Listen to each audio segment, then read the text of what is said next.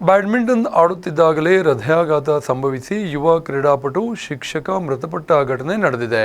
ಆಟದ ಅಂಗಳದಲ್ಲೇ ಬದುಕಿನ ಆಟ ಮುಗಿಸಿದ್ದು ದುರಂತವೇ ಸರಿ.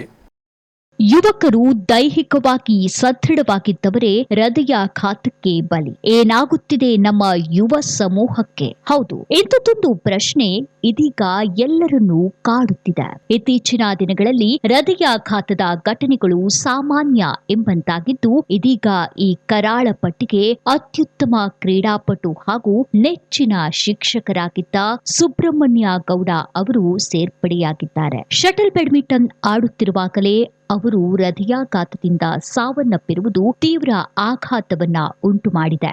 ಬೆವರು ಸುರಿಸುತ್ತಾ ಸದಾ ಚಟುವಟಿಕೆಯಿಂದ ಇರುತ್ತಿದ್ದ ಸುಬ್ರಹ್ಮಣ್ಯ ಗೌಡ ಅವರು ನಿತ್ಯವೂ ಶಟಲ್ ಬ್ಯಾಡ್ಮಿಂಟನ್ ಆಡುವ ಹವ್ಯಾಸ ಹೊಂದಿದ್ದರು. ಎಂದಿನಂತೆ ಅಡಿಕೆ ಭವನದಲ್ಲಿ ಬ್ಯಾಡ್ಮಿಂಟನ್ ಆಡುತ್ತಿದ್ದ ವೇಳೆ ಏಕಾಏಕಿ ಎದೆನೋವು ಕಾಣಿಸಿಕೊಂಡು ಅವರು ಕುಸಿದು ಬಿದ್ದಿದ್ದಾರೆ. ತಕ್ಷಣವೇ ಅವರನ್ನ ಆಸ್ಪತ್ರೆಗೆ ಸಾಗಿಸುವ ಪ್ರಯತ್ನ ಮಾಡಲಾಗಿತ್ತಾದರೂ ಚಿಕಿತ್ಸೆ ಫಲಕಾರಿಯಾಗದೆ ಅವರು ಕೊನೆಯುಸಿರೆಳೆದಿದ್ದಾರೆ. ಕ್ರೀಡೆಯನ್ನೇ ಉಸಿರಾಗಿಸಿಕೊಂಡಿದ್ದ ಜೀವವೊಂದು ಕ್ರೀಡಾಂಗಣದಲ್ಲಿ ಅಂತ್ಯ ಕಂಡಿರುವುದು ಅವರ ವಿದ್ಯಾರ್ಥಿ ಬಳಗ, ಸಹೋದ್ಯೋಗಿಗಳು ಹಾಗೂ ಕ್ರೀಡಾಭಿಮಾನಿಗಳಿಗೆ ಅರಗಿಸಿಕೊಳ್ಳಲಾಗದ ನೋವು ತರಿಸಿದೆ.